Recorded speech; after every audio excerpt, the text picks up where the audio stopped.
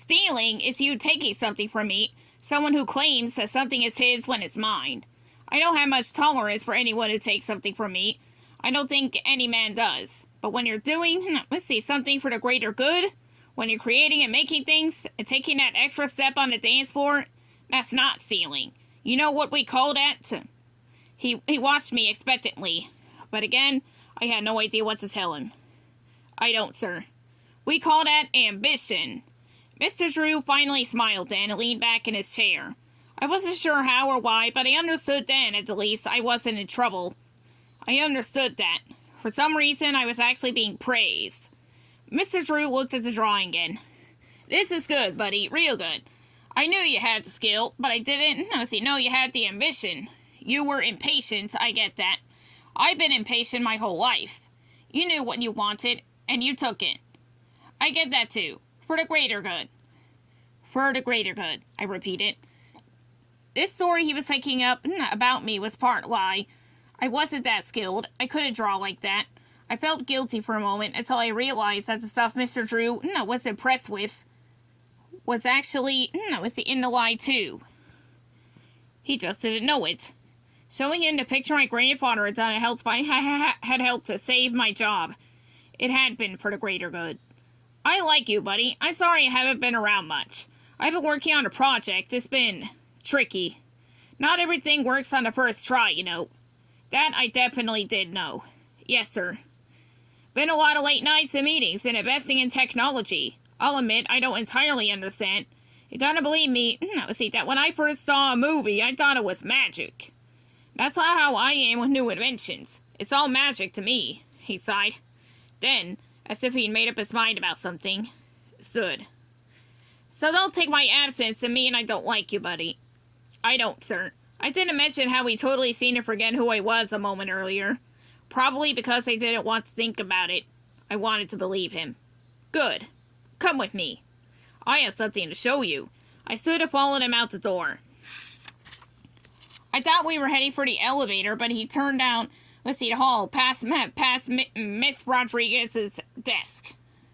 I followed him to a small storage closet that he unlocked with a grin, and he pulled the chain for the dim, dusty light bulb in the ceiling.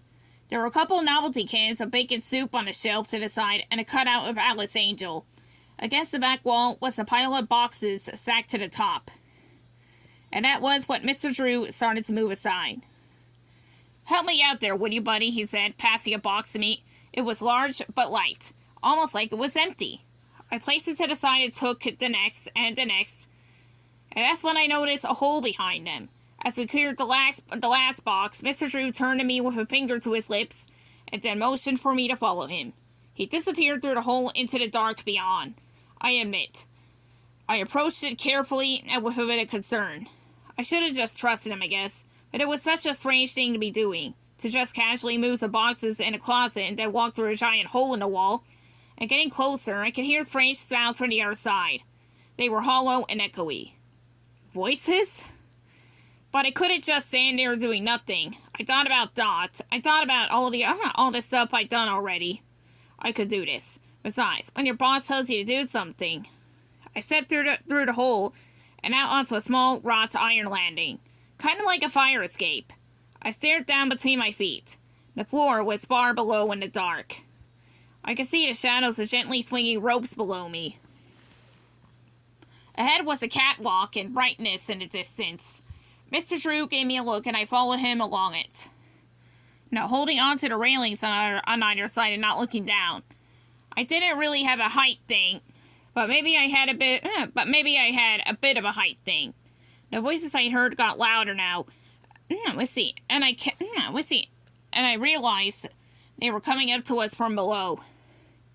But I still kept, staring straight ahead, and Mr. Drew's back, and at what was around us. There were a lot of ropes now, and cables here too. A dark curtain ran along next to us. We stopped. They close next weekend, he said quietly, and looked down. So I finally looked down again too, and that's when I got it. We were standing on above a stage. I stared down through the lighting rig to the stage below. Far beneath us, maybe 50 feet down, I could see two actors walking around on a set. a seat that looked like a fancy living room. It was neat because we were standing. We could see the top at the back wall of the set, so you could see both sides. The front part covered with fancy wallpaper, with a large window cut out of it, and the back part plain plywood with wooden supports propping it up. The actors were under very bright lights that contrasted sharply with the darkness on the other side. In the shadows were two stagehands sitting on apple boxes, dressed in black and not doing much. "I like watching them like this," said Mr. Drew. "Yeah, it's neat," I replied in the same quiet voice. "Oh, it's more than neat, buddy," he replied. "It is?" Mr. Drew leaned on the catwalk railing, still staring down through the twisted maze of cables and ropes. "They have parts to play. They do it the same way every show. Every pattern they make on the stage is repeated." The audience laughed just then. A muffled wave against the short curtain in front of us. "Did you hear that?" "Of course I did." "Yeah. The audience laughs every time at that same part. They are under the spell. They don't know They don't know that they're going to laugh exactly at that point in the play. But they will. It's their fate." It was Mr. Drew's turn to laugh. It was interesting to listen to what he had to say. It was true, and a different way of thinking. A twisting kind of way that I wasn't really used to. "Who's in control?" he asked me, turning then for the first time to look at me. I looked back at him. He was in shadow, and his expression hard to read.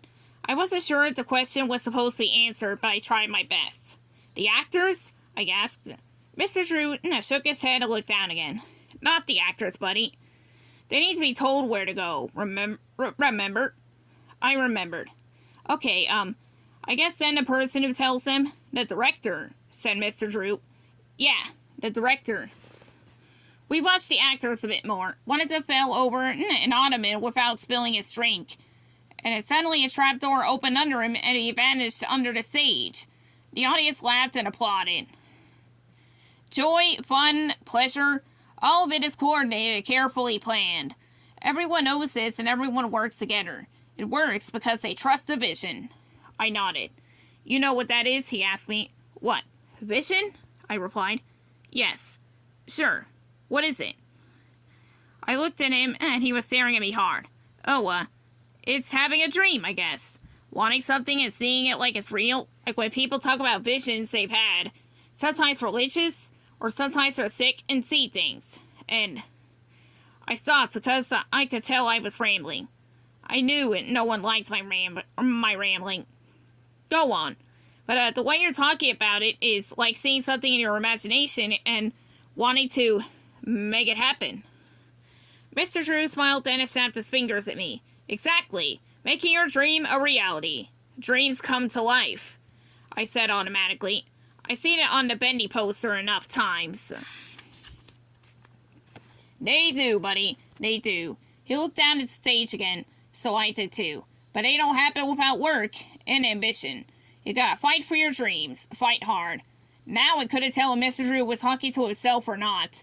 But then he stopped talking entirely, so I didn't have to worry about which it was. At first his silence made me uncomfortable, but I got used to it and began to enjoy the fact that I got to watch more of the play. I didn't know what was going on or who the actors were pretending to be, or even why the audience laughed. But there was something really fascinating watching from this angle. It also made me have that empty sort of feeling.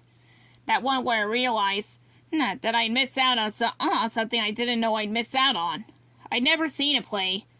I'd always thought the lights on Broadway and Times Square were enough. Kind of like a painting. I guess not. But inside the buildings there was also magic. I never thought much about it until now.